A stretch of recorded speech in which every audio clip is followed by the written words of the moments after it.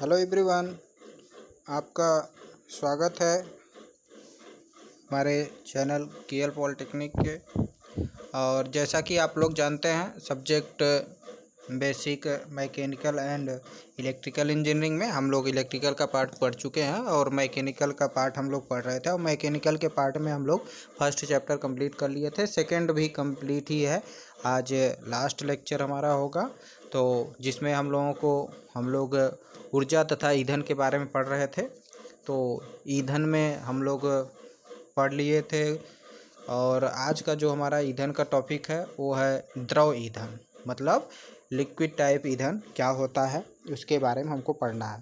तथा इसमें छोटे मोटे जो है डिफिनीशन आपको लिखने को आते हैं, तो उसके बारे में हम लोग जानकारी लेंगे।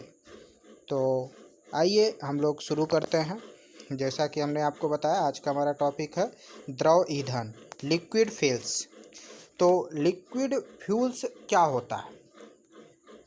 लिक्विड फ्यूल्स, लिक्विड मीन्स तो आप लोग जान ही रहे हैं, समझ ही रहे हैं, द्रव। तो आप देख सकते हैं जैसा कि यहाँ पे लिखा गया है, हमने लिख रखा है, लगभग सभी प्रकार की द्रव ईंधन पेट्रोलियम के कच्चे पदार्थों से ही प्राप्त होते हैं। जो हमारा द्रव ईंधन होता है वह किससे प्राप्त होता है? जो पेट्रोलियम कच्चे माल मिलते हैं पृथ्वी के अंदर से, खनिज, उसको हम लोग क्या करते हैं? प्यूरिफिकेशन करते हैं। आसवन विधि द्वारा, कई विधियां हैं, उसके द्वारा क्या करेंगे?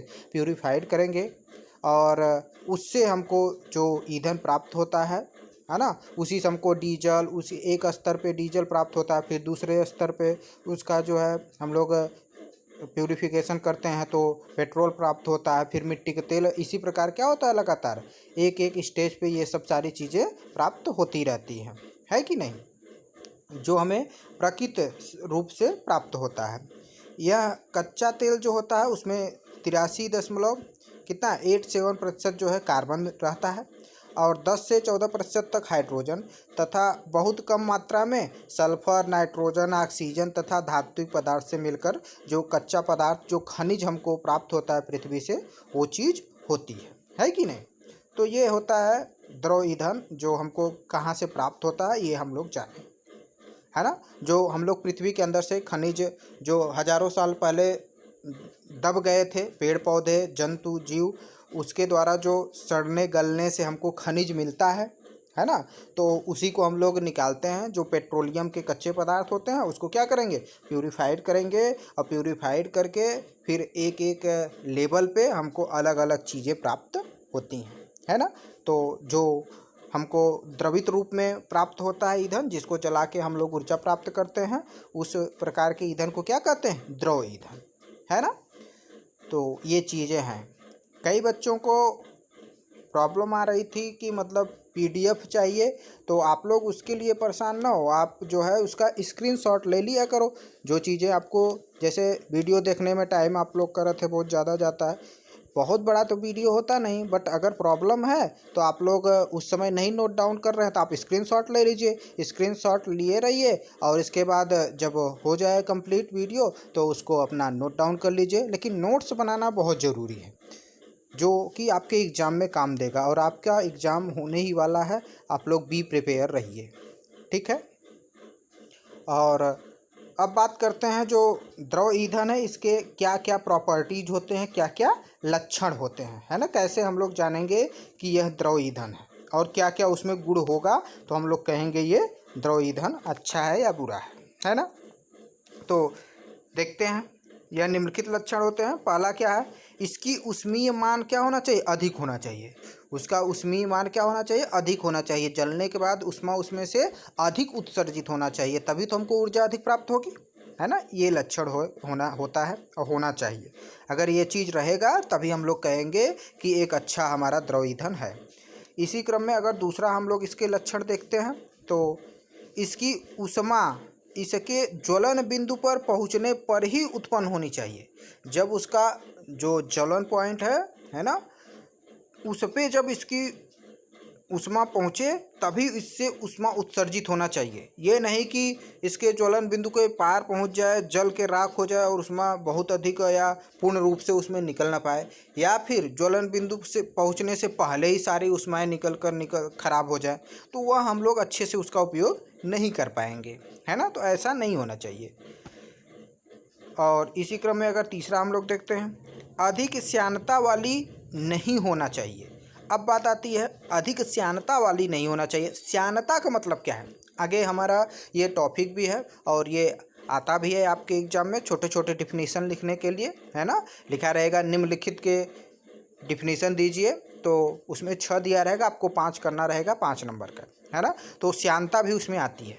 तो श्यानता क्या होती है इसके बारे में मैं अभी बता दे रहा हूँ, और अभी अगला हमारा इसमें टॉपिक भी है श्यानता, तो उसको हम लोग अच्छे तरीके से पढ़ेंगे। श्यानता का मतलब होता है जो द्रव होता है, द्रव जैसे हम लोग तालाब वालाब में ढिल्ला मारते हैं, चिका मारते हैं, तो उसमें से क्या होता है, लहरें उठती हैं, परत दर परत लहरें उठती हैं। तो जो लहरें परत दर परत उठती हैं तो उनके कणों के बीच क्या होता है, रगड़ाव होता है। जो रगड़ाव का विरोध करता है उसी को क्या कहते हैं, श्यानता कहते हैं। तो श्यानता अधिक नहीं होगी तो रगड़ाव अधिक नहीं होगा, तो आराम से वो लोग जलेंगे, मतलब रुकावट नहीं उत्पन्न होगी, और क्या होगा, अच्छे से जलेगा, ज़्यादा से ज़्यादा ऊष्मा उत्पन्न करेगा। यह जल तथा अन्य ठोस अशुद्धियों से युक्त होना चाहिए, है ना। यह इसमें जल की भी मात्रा अन्य ठोस अशुद्धियों से युक्त होना चाहिए, है ना। तो हम लोग कहेंगे ये द्रव ईंधन है। अब बात करते हैं द्रव ईंधन के लाभ क्या हैं और हानि क्या है, इसके एडवांटेज और डिसएडवांटेज क्या क्या हैं, ठीक है। तो पहला हम लोग देख लेते हैं लाभ। इसके लाभ क्या हैं द्रव ईंधन के। इसको पूर्ण दहन के लिए कम वायु की आवश्यकता होती है। जो पेट्रोलियम वाला होता है ना, उसको जलने के लिए वायु या ऑक्सीजन की मात्रा कम ज़रूरत होती है, ये नहीं कि बहुत ज़्यादा ज़रूरत होती है ना। तो ये चीज़ है। इसी क्रम में अगर हम लोग देखते हैं दूसरा क्या होना चाहिए, लाभ इसके क्या है दूसरे, कोयले की अपेक्षा इसका भंडारण तथा हस्तांतरण, मतलब एक स्थान से दूसरे स्थान तक ले जाना, है ना। कोयले की अपेक्षा इसका जो भंडारण होता है, स्टोर करना होता है या हस्तांतरण होता है, यह सरल होता है ना। जो बहुत ज़्यादा इसकी मात्रा होती नहीं, है ना, कम स्थान भी घेरेगा, आराम से लिक्विड फॉर्म में रहता है, किसी भी टिप में टब में भर के रख देंगे, है ना। कोयले को क्या होता है, एक स्थान से दूसरे स्थान तक ले जाने में राख लग जाता है, ऊपर से जो है कोयला जो है एक टाली में से दूसरे टाली में भरने की में भी असुविधा होती है कि नहीं। तो उसको ले आने में कठिनाई होती है कोयले को, जबकि द्रव वाला ईंधन जो होता है आसानी से हम ले आ सकते हैं, है कि नहीं। इसी क्रम में अगर हम लोग देखते हैं, इसकी दहन दर को आसानी से कंट्रोल किया जा सकता है। जो इसमें दहन होता है जिसके कारण ऊष्मा उत्पन्न होती है, इसको आसानी से क्या करते हैं हम लोग, कंट्रोल कर सकते हैं। कौन सा, द्रव वाले ईंधन की, है ना। कम जो है फ्लो करवाएंगे उसको, कम वाल्व के द्वारा कम देंगे तो कम जलेगा, है ना। तो आसानी से कंट्रोल हो सकता है। ज़्यादा देंगे ज़्यादा जलेगा, ज़्यादा ऊष्मा उत्पन्न होगी, तो आसानी से इसको क्या कर सकते हैं हम लोग, कंट्रोल कर सकते हैं, कम या अधिक कर सकते हैं। चौथा इसके लाभ है, इसका दहन या उपयोग तुरंत स्टार्ट कर सकते हैं, है ना। डीजल इंजन आप देखते होंगे, पेट्रोल इंजन क्या होता है, तुरंत स्टार्ट करो, चाबी मारो, चलने लगता है। तो ये अच्छी बात है ना। कोयले वाला क्या होता है, पहले उसको जलाओगे, फिर ऊष्मा उत्पन्न होगा, फिर उस ऊष्मा को हम लोग ट्रांसफ़र करेंगे, तो उसमें टाइमिंग बहुत ज़्यादा लगता है। इसमें टाइमिंग बहुत कम लगता है, तुरंत स्टार्ट हो जाता है। और लाभ, पाँचवा लाभ देख लेते हैं। पांचवा लाभ हमारा ये है, द्रव ईंधन का रख रखाव आसान होता है। अभी बताया ना, हस्तांतरण भी एक स्थान से दूसरे स्थान तक ले जाने में आसानी होती है, और इसे आसानी से आप रख सकते हैं कहीं भी, है कि नहीं। आप टब में भर दीजिए, है ना, इसके पात्र में भर के कहीं भी आप रख सकते हैं। इसकी छठवां देख लेते हैं, इसकी दहन प्रणाली कोयले की अपेक्षा साफ सुथरी होती है ना। कोयला जलाते हैं तो क्या होता है, राख बचता है, और बेकार का राख को भी डिस्पोज करना पड़ता है ना। लेकिन इसमें ऐसा नहीं है, जला खत्म और प्रदूषण भी कम होता है ना। कोयले से राख बचेगा, उसको भी डिस्पोज करेंगे, ले आएंगे, उससे राख भी निकलता है और प्लस धुआं भी उससे बहुत ज़्यादा निकलती है, तो वो क्या होता है, हानिकारक होता है वायुमंडल के लिए, जबकि ये क्या है, हानिकारक इसमें भी निकलती है लेकिन उतनी मात्रा में नहीं निकलती जितनी कोयले से निकलती है कि नहीं। तो इसकी दहन प्रणाली कोयले की अपेक्षा क्या होती है, साफ सुथरी होती है ना। तो इतने ये 6 लाभ हैं, आप लोग इसको ध्यानपूर्वक पढ़ लीजिए, आराम से लिख सकते हैं एग्जाम में। इसी प्रकार आपसे डिसएडवांटेज पूछेगा। ये एग्जाम में क्वेश्चन कैसे आता है, आपसे सीधा पूछेगा द्रव ईंधन के बारे में विस्तार पूर्वक समझाइए, 5 नंबर का रहेगा। तो द्रव ईंधन कैसे प्राप्त होता है, कहाँ से, ये बता देना। इसके बाद लाभान हो गया, है ना। तो डिसएडवांटेज देखते हैं। द्रव ईंधन की कीमत कोयले की तुलना में 4 या 5 गुना होती है ना। कोयला सस्ता मिलता है, जबकि द्रव ईंधन क्या होता है, 4-5 गुना महंगा मिलेगा आपको। पेट्रोल डीजल कितना महंगा है कि नहीं है। तो ये चीज़ है। इसके भंडारण के लिए विशेष प्रकार की व्यवस्था करनी पड़ती है, जिसको स्टोर करने के लिए पेट्रोल है ना, ज्वलनशील है, इसके लिए बड़ा सा कंटेनर चाहिए, है ना, जो कि अज्वलनशील पदार्थों से लैस होना चाहिए, है ना। जरा सा भी अगर माचिस या कुछ भी आग पाएगा तो ये क्या होगा, जल जाएगा, और बहुत भयंकर आग लगती है, आप लोग जानते हैं। तो इसको रखने के लिए एक विशेष प्रकार की व्यवस्था करनी पड़ती है ना। तो ये डिसएडवांटेज है ना, पैसा आपका ज़्यादा लगेगा, है ना। तो ये चीज़ है। इसी प्रकार अगर तीसरा डिसएडवांटेज हम लोग देख लेते हैं। इसका उपयोग इसकी प्रदेश या देश में उपलब्धता पर निर्भर करती है ना। जिस देश या प्रदेश में जहाँ पे मान लीजिए पेट्रोल डीजल वाला इंजन उपलब्ध नहीं है, गरीब हैं, तो कहाँ से कर पाएंगे बेचारे, कोयले को ही जलाएंगे कि नहीं जलाएंगे, है ना। तो ये चीज़ें हैं, उस पर निर्भर करता है, डिपेंड करता है। अब बात कर लेते हैं चौथा हानि क्या है। इसके भंडारण तथा स्थानांतरण के दौरान खतरा रहता है, वही जलने का खतरा रहता है जो हमने बताया आपको। इसको स्टोर करके आप कहीं रखे हो, जरा सा भी माचिस अगर होगा तो पूरा जल जाएगा। और ले जाने पर भी एक स्थान से दूसरे स्थान तक टैंकर द्वारा ले जाते हैं, वहाँ भी आग लग सकती है। तो ये खतरा है कि नहीं, ठीक है। तो ये चीज़ है। अब देख लेते हैं पांचवा। इसमें यदि थोड़ा सा भी असावधानी होगी तो आग पकड़ने, वही ज्वलनशील होता है ना, खतरा बहुत ज़्यादा होता है कि नहीं। तो ये चीज़ें हैं, द्रव ईंधन के बारे में आपको इतना जानकारी लेना है ना। तो ये चीज़ है। और इसी क्रम में अगर हम लोग आगे बढ़ते हैं तो एक अच्छे ईंधन के क्या क्या गुण होने चाहिए ये हम देखेंगे। एक अच्छे ईंधन के क्या क्या प्रॉपर्टीज होनी चाहिए, गुण क्या होने चाहिए, ये अगला टॉपिक इसी में देख लेते हैं, है ना। क्या होना चाहिए भाई, ईंधन का ऊष्मीयमान अधिक होना चाहिए, जैसा कि हमने आपको ऊपर ही बताया। अगर ऊष्मीयमान अधिक होगा तो ऊष्मा अधिक उत्पन्न करेगा, तो हमको ऊर्जा क्या होगी, अधिक प्राप्त होगी। तो अच्छी बात है ना। ईंधन में राख की मात्रा न्यूनतम होनी चाहिए, बहुत ज़्यादा राख नहीं बचनी चाहिए, है ना, अच्छे से जल जाना चाहिए। अज्वलनशील पदार्थ न्यूनतम होना चाहिए, अज्वलनशील नहीं होना चाहिए, ज्वलनशील होना चाहिए, ताकि जल के पूर्ण रूप से ऊष्मा आपको दे। गंधक आदि जैसे हानिकारक तत्व न्यूनतम होने चाहिए, है ना, जैसे H2SO4 है, ये सब चीज़ें हानिकारक हैं। कार्बन डाइऑक्साइड जो है, इसकी मात्रा क्या होनी चाहिए, कम होनी चाहिए, तो अच्छा ईंधन होगा, है कि नहीं। इसका पांचवा पॉइंट देख लेते हैं। राख का गलनांक उच्च होना चाहिए, जो हमारा राख वाख बचेगा इसका गलन पॉइंट, है ना, ये नहीं कि बहुत जल्दी ठंडा हो जाए। क्या होना चाहिए, गलनांक पॉइंट उच्च होना चाहिए, मतलब ज़्यादा जब ठंडी पड़े तब वह गल के, मतलब गलन पॉइंट पे, मतलब कि ठंडा हो जल्दी, है ना। ज्वलनशील रहेगा, छोटा रहेगा उसके कण कण, तो ज़्यादा जलेगा तो उसमें मान अधिक उत्पन्न करेगा, तो देर से ठंडा होगा, है कि नहीं। तो इसका गलनांक पॉइंट क्या होना चाहिए, न्यूनतम होना चाहिए, कम होना चाहिए राख का। छठवां पॉइंट देख लेते हैं। इसमें नमी की मात्रा न्यूनतम होना चाहिए, तुरंत नहीं नमी पकड़ लेना चाहिए, है ना, नहीं तो बेकार हो जाएगा, फफूंदी लग जाएगा। जिससे ट्रांसपोजिशन क्या होता है, सस्ता होगा, नहीं तो अगर लसलसा हो जाएगा, पानी हो जाएगा, तो उसको भी एक पात्र में रख के ले जाना पड़ेगा, है ना, इधर उधर नहीं तो गिरेगा। अधिक नमी से ईंधन का ऊष्मीयमान कम हो जाता है, नमी अधिक रहेगी। हम लोग देखते हो कोयले को सुखा के जलाते हैं, है कि नहीं, तो उसमें नमी रहेगी तो क्या होगा, अच्छे से नहीं जलेगा, और पूर्ण रूप से नहीं जलेगा तो आपको पूरा ऊष्मा नहीं देगा, तो ये अच्छी बात नहीं है। दूसरा चीज़ ईंधन में क्या होना चाहिए, सातवां पॉइंट देख लेते हैं। ठोस ईंधन की दशा में इसके टुकड़ों का साइज एक सा होना चाहिए। ये नहीं कि जो ईंधन है किसी का जो छोटे छोटे कण हैं कोयले के, किसी का बहुत बड़ा हो कोई छोटा हो, कोई छोटा कण कोई बहुत बड़ा कण हो। तो इससे क्या होगा, छोटा वाला जल्दी जल के समाप्त हो जाएगा, बड़ा वाला देर में जलेगा। तो उससे पूर्ण रूप से एक समान रूप से ऊष्मा आपको नहीं प्राप्त होगी। इसीलिए पल्वेराइज्ड मील का उपयोग किया जाता है। कोयले को सबसे पहले क्या करते हैं, छोटे छोटे कणों में पीस देते हैं, फिर उसको जलाते हैं तो अच्छा ऊष्मा प्राप्त होता है ना। तो इसीलिए ऐसा किया जाता है। तो उसके कण क्या होना चाहिए, एक समान होना चाहिए, तो ईंधन क्या होगा, अच्छा जलेगा।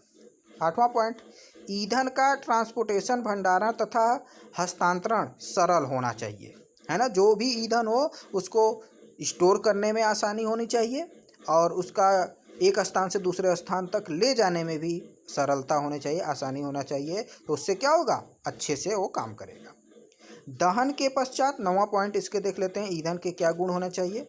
दहन के पश्चात फ्लू गैसें साफ तथा बिना धूले, है ना, वाली और धूल कण रहित होना चाहिए, बिना धुएं वाली, है ना। दहन के पश्चात, जलने के पश्चात जो फ्लू गैसेस उत्पन्न होती हैं तथा बिना धुएं वाली, ज़्यादा धुआं नहीं होना चाहिए, नहीं तो वायुमंडल क्या होगा, प्रदूषित होगा। और धूल रहित होना चाहिए तो अच्छा ईंधन कहलाएगा। अब कई लड़कों को, कई बच्चों को ये प्रॉब्लम आ रही है कि ये किताब की ही लैंग्वेज है, उससे आपको परेशान होने वाली बात नहीं है। आप उसके, अब इसमें बताइए क्या शॉर्ट करके हम आपको लिख के दें। ईंधन में राख की मात्रा न्यूनतम होनी चाहिए, तो ये तो है ही, इसको आप समझ लीजिए। जो मैं बोल रहा हूँ मेरी बातों को समझिए और अपनी भाषा में नोट डाउन कर लीजिए, या यही लिख सकते हो आप, कोई दिक्कत नहीं है ना। तो आप लोग इसके लिए परेशान ना हो, ठीक है। तो जो शॉर्ट कट में लिखना होता है, जो बड़ी बड़ी डिफिनीशंस होती है, उसको मैं खुद ही शॉर्ट करके लिख के तब आपको प्रोवाइड कराता हूँ। जैसा कि देखिए यहाँ पे ऊपर मैंने लिखा हुआ है ना, जो चीज़ें लिखने लायक है उसको हम लिख के देते हैं, और जो चीज़ें वही चीज़ हैं, अब इसमें जो चीज़ें हैं वो तो हैं ही, अब इसमें क्या शॉर्ट किया जाए, है ना। तो गुण जो होती है, प्रॉपर्टीज होती हैं, लाभ हानि होती है, ये तो इसमें कोई शॉर्ट आप कर ही नहीं सकते, है ना। जो डिफिनीशंस बड़े बड़े होते हैं उसको मेन, उसका मुद्दा क्या है, मेन उसका निचोड़ क्या है, उसको नोट डाउन करके आपको दिया जाए तो अच्छी बात है ना। आप लोग नोट्स इसी प्रकार बनाइए, ठीक है। अब इसी क्रम में अगर हम लोग आगे बढ़ते हैं तो श्यानता, जैसा कि हमने ऊपर भी आपको बताया, अब जो है दो चीज़ें, दो टॉपिक हम लोग पढ़ लिए, द्रव ईंधन और जो है क्या होता है, और द्रव ईंधन के प्रॉपर्टीज़ क्या होना चाहिए, ईंधन कैसा होना चाहिए, उसके बारे में हम लोग पढ़े। इसी क्रम में अगर आगे हम लोग बढ़ते हैं तो हम लोगों को वही आपसे बताया कि एक क्वेश्चन ऐसा आता है कि उसमें कहा रहेगा कि निम्नलिखित को परिभाषित कीजिए, है ना, या टिप्पणी लिखिए। तो उसमें 6 दिया रहेगा क्वेश्चन, आपको 5 करना रहेगा, 5 नंबर का रहेगा, है ना। तो उसमें ये छोटी छोटी जो डिफिनीशंस आती हैं उसी को हम बता रहे हैं, तो आप लोग इसको ध्यानपूर्वक देखिए। श्यानता, पहला पॉइंट हमारा क्या है, श्यानता क्या होता है, विस्कोसिटी क्या होती है।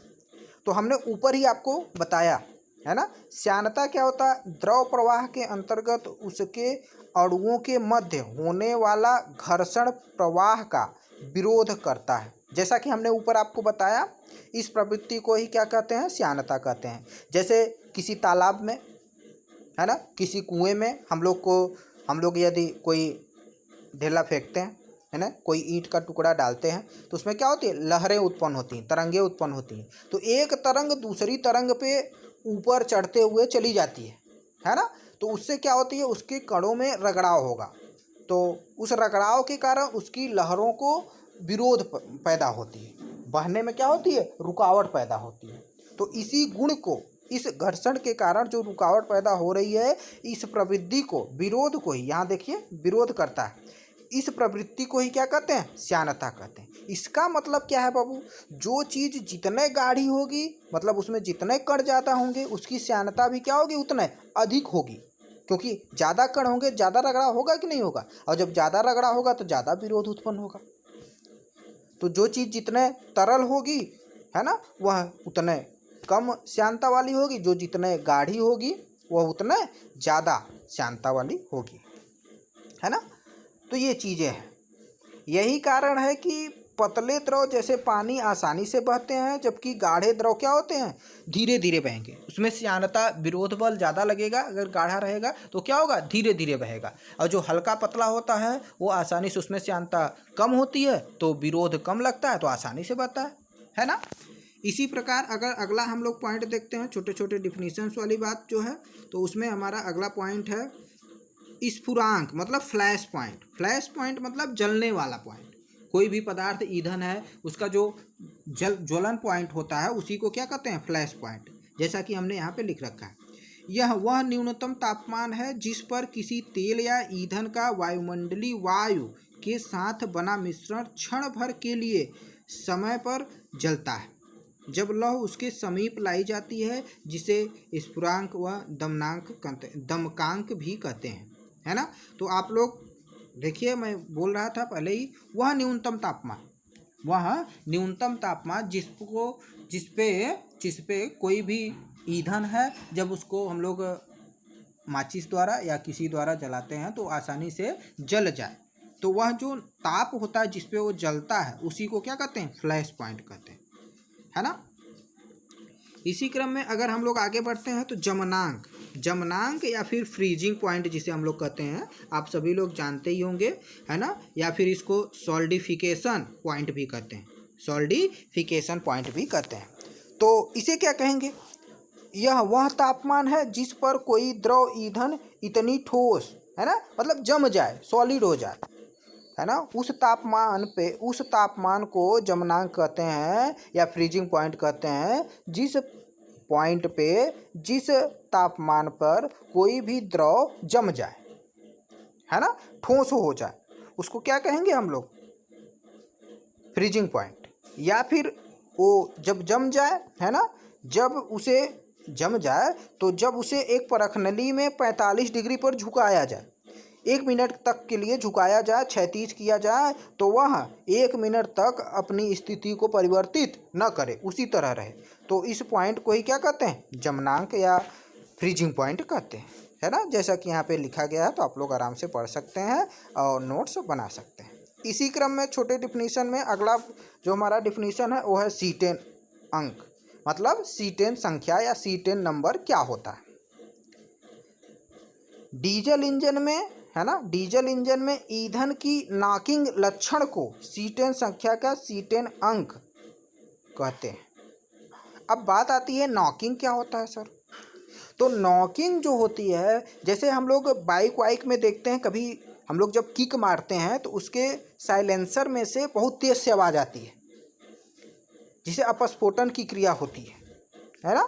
तो उसमें क्या होता है, जो ईंधन हमारा रहता है वो ठीक प्रकार से जलता नहीं, पेट्रोल जो है वो ठीक प्रकार से जलता नहीं, जिसके कारण वो साइलेंसर में तेज आवाज़ आती है, जिसे हम लोग नॉकिंग की क्रिया कहते हैं, है ना। तो यह जो डीजल इंजन में ईंधन के नॉकिंग लक्षण को C10 संख्या या C10 अंक कहते हैं। तो नॉकिंग ज़्यादा नहीं होना चाहिए, है ना। नॉकिंग ज़्यादा होगी तो क्या होगा, ज़्यादा आवाज़ आएगी और बेकार का इंजन खराब होगा।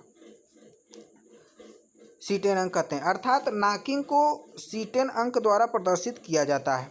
C10 C16 H34, है ना, H34 काफ़ी जल्द जलती है, इसके कारण इसकी C10 अंक 100% होता है। जो अगर ईंधन आसानी से और जल्द जल जा रहा है तो इसका मतलब उसके C10 अंक क्या है, अच्छा है।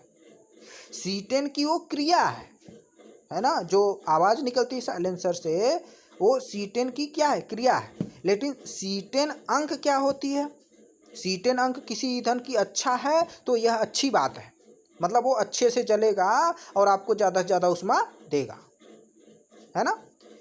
अब बात करते हैं ऑक्टेन अंक क्या होता है ना। लास्ट आज के लेक्चर का लास्ट टॉपिक हमारा है ऑक्टेन नंबर या ऑक्टेन नंबर क्या होता है। तो ये डिफिनीशंस है, इसको आपको रटना ही पड़ेगा, अगर समझ सकते हैं तो समझ के भी लिख सकते हैं।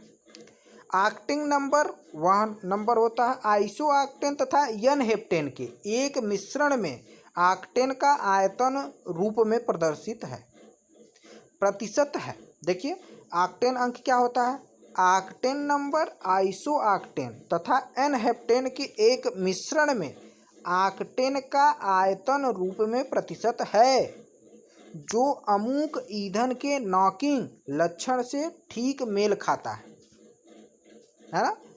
ऑक्टेन नंबर क्या है? ऑक्टेन नंबर आइसोऑक्टेन तथा एन हेप्टेन के एक मिश्रण में ऑक्टेन का किसका मिश्रण है? आइसोऑक्टेन तथा एन हेप्टेन के मिश्रण में ऑक्टेन का आयतन रूप में प्रतिशत जो होता है उसी को ही क्या कहते हैं?